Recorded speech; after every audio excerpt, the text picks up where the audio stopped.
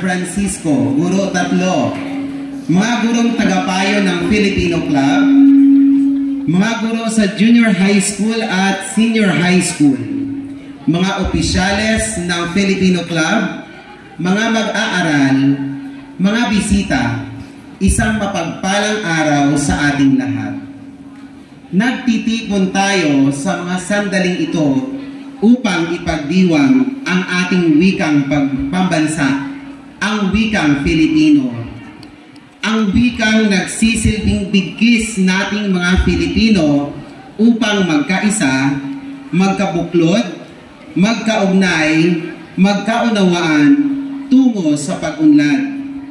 Ang ating tema ngayong taon, Filipino, wikang mapagpalaya.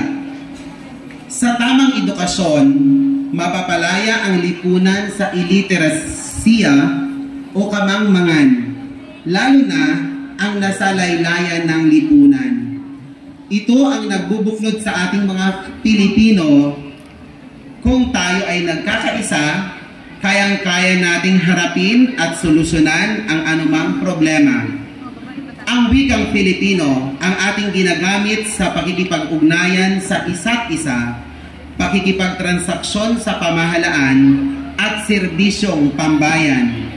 Ayon nga sa Saligang Batas ng Pilipinas na inamyendahan noong 1987, Artikulo 2, Seksyon 24, ang Estado ay kinikilala ang mahalagang papel ng komunikasyon at impormasyon sa pagbuo ng isang bansa. Kung gayon, lubhang mahalaga ang pagkakaroon ng pambansang wika sa pag-unlad o pagsulong ng ating bansa, ang bansang Pilipinas. Si Manuel Luis Molina Quezon, ang unang Pangulo ng Commonwealth ng Pilipinas sa ilalim ng pamahalaang Amerikano noong ika-20 siglo, ang tinaguriang ama ng wikang pambansa, ay nagsulong na magkaroon ng isang pambansang wika upang magkaunawaan at magkaisa ang lahat ng mga Pilipino. Hindi masamang aralin at maging maalam sa English sapagkat ito ang ating universal language. Lalo pa, at sa pamamagitan ng English, ito ay nagsilbing tulay natin sa ating pakikipag-ugnayan sa mundo.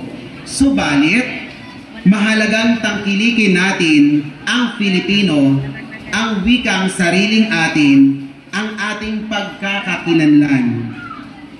Hayaan niyong makasan ko ang aking pananalita sa mga sinabi ni Gap Jose Rizal na ang hindi marunong magmahal sa sariling wika ay higit sa hayop at malansang isda. Muli, maligayang pagdiriwang ng buwan ng wikang pambansa 2024.